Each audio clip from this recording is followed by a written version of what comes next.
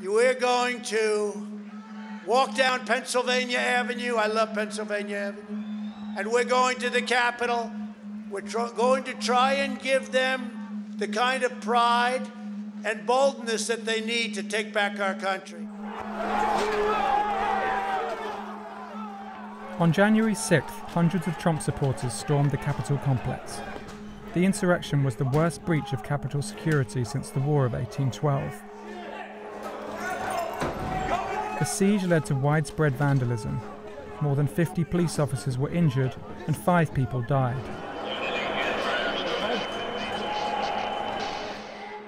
The Washington Post examined hundreds of videos, analysed publicly available maps of the Capitol complex, gathered hours of police radio, interviewed dozens of witnesses, including members of Congress.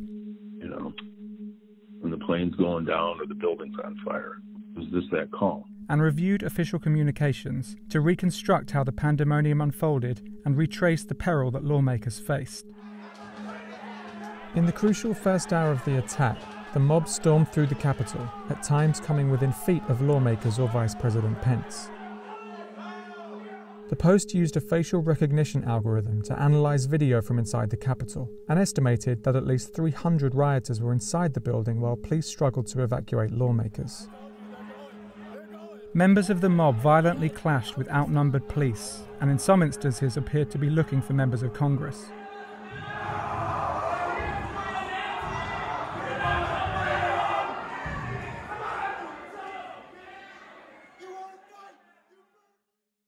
Lawmakers in both the House and Senate chambers are meeting to certify electoral votes for President-elect Joe Biden.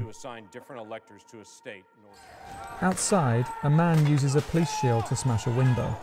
He was seen earlier that day with members of the Proud Boys, a far-right group with a history of violence. A group from the crowd enters the Capitol, a floor below where the Senate is in session. A minute later, at 2:13, Pence is ushered off the Senate floor to a nearby office. Senate President Pro Tem Charles E. Grassley begins presiding, but almost immediately calls a recess. And it will stand in recess until the call of the chair. We'll pause. Protesters are in the building. Thank you. Grassley is escorted out of the Senate chamber.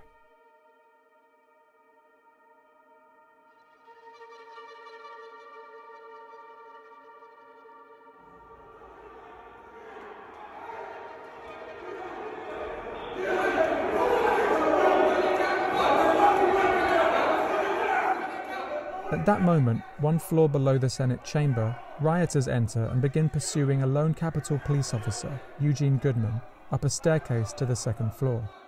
They are nearing the chamber, which is filled with lawmakers.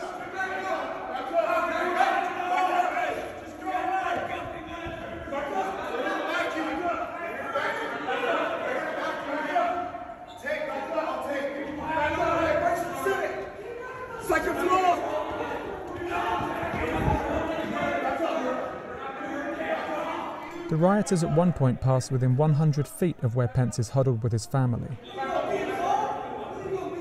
Goodman leads the mob away from a nearby entrance to the chamber and toward a line of police.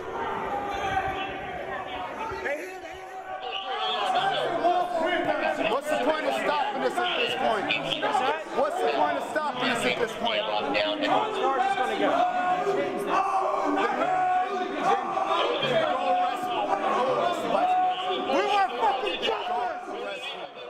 Around 2:15, the doors to the Senate chamber are locked. A bunch of senators just ran out of the session.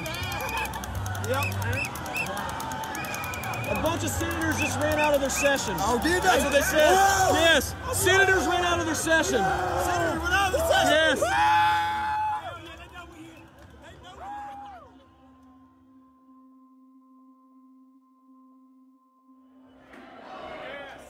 As the crowd grows, the mob fills the halls of the Capitol and police struggle to gain control. The rioters splinter off into different factions throughout the building. The House is still in session. Senators wait in the chamber. Well, I kept thinking how the day before I had driven my husband to the airport to come back to Minnesota, and he said, "Now be careful, I'm worried about you. There's all this talk about what could happen." And I said, "Don't worry. The United States Capitol has got to be one of the safest places in the country." Senator Smith texted with her family about her safety.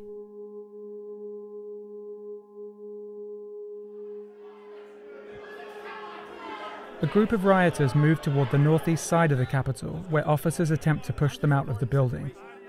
Do it from outside, sorry. You gotta do it from outside. Come on. Come on, guys.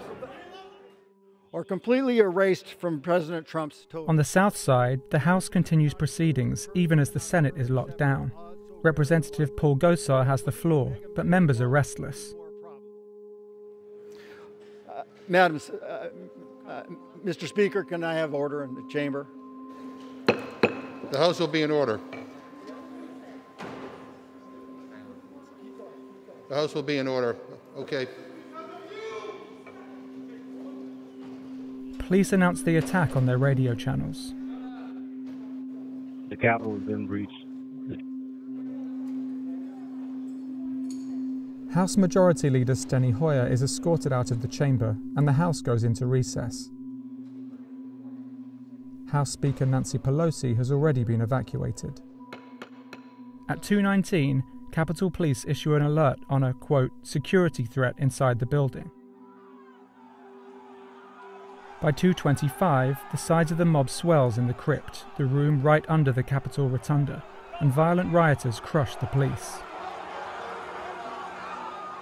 At the same time, on the floor above, another lone Capitol Police officer fights to keep an entrance to the rotunda closed, but is overpowered by the mob.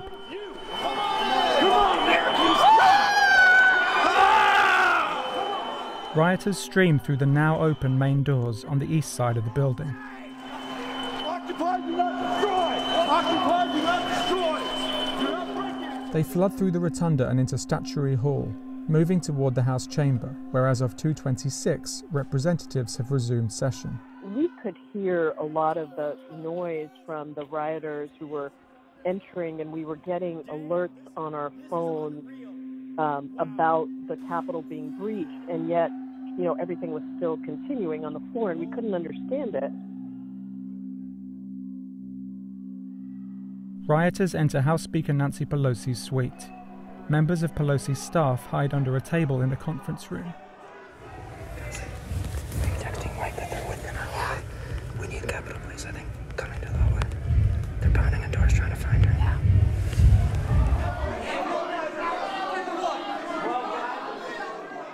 Rioters gather near the House chamber entrance. Well, we came this far. What do you say? Drag them out! Drag them out!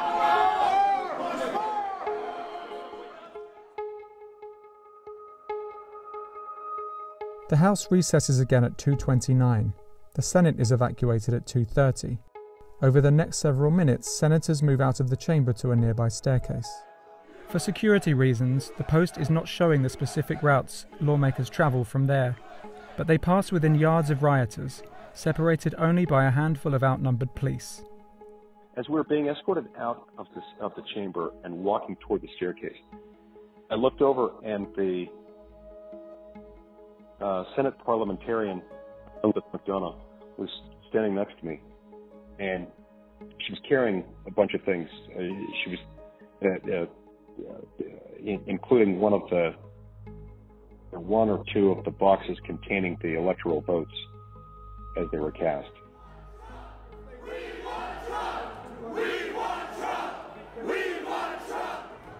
At 2:33, a request for assistance is announced over the police radio. On radio, please be advised, U.S. Capitol just asked all military and sworn officers to come to the... Team 2, copy. 83. And the last part was the first part of the transmission. Military as well as all sworn protesters due to a breach to the Capitol. You copy? Copy.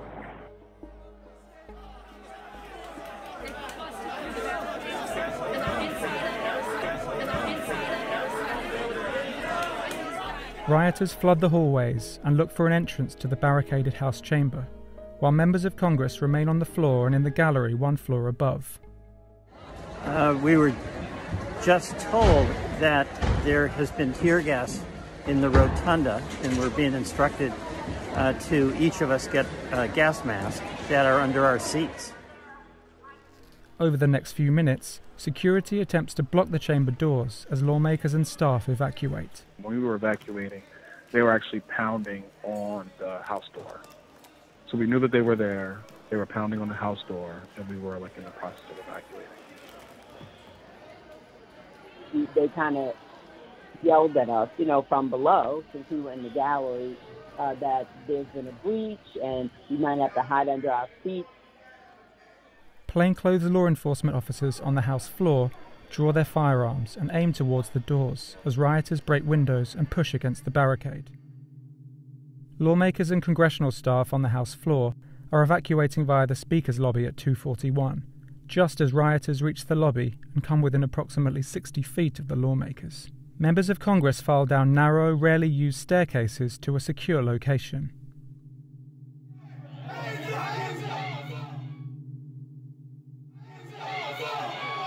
As the last lawmakers from the House floor leave at 2:42 p.m., the number of rioters grows around the House chamber.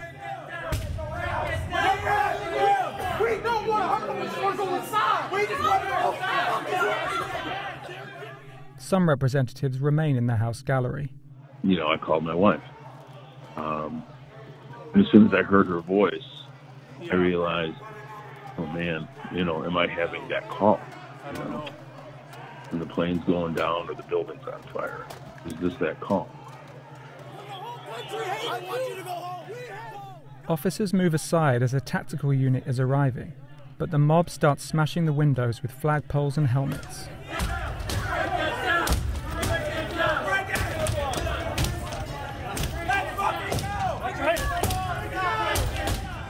On the other side of the building, rioters have entered the Senate chamber. In the House chamber, members crouch in the upstairs gallery. They are unable to leave, locked in by the Capitol Police to prevent rioters from entering. There's a gun! There's a gun! Hey, he's got a gun! He's got a gun!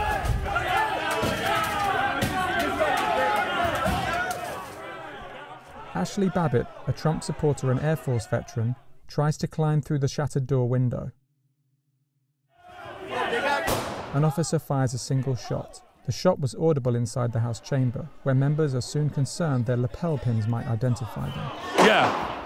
The fuck? Take your pins off. Pins off.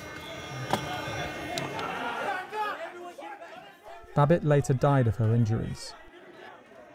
At 2:49, the members in the House gallery are being evacuated by Capitol Police. We walked out of the chamber. There were 5 or 6 of the insurrectionists who were on the ground, spread eagle, with their hands above their heads, with Capitol Police around them. The members make their way to safety, the last of the large groups of lawmakers to do so, descending down a staircase in this photograph at 2:53. Over the next several hours, police work to secure the building, dispersing the crowd using stun grenades and other riot control tactics. The governors of Maryland and Virginia dispatched National Guard troops. At one point, Trump, in a video message, urged his followers to go home, telling them he loves them and calling them very special. The Senate gavelled back into session at 8:06 to confirm Joe Biden as president-elect. Today was a dark day in the history of the United States Capitol.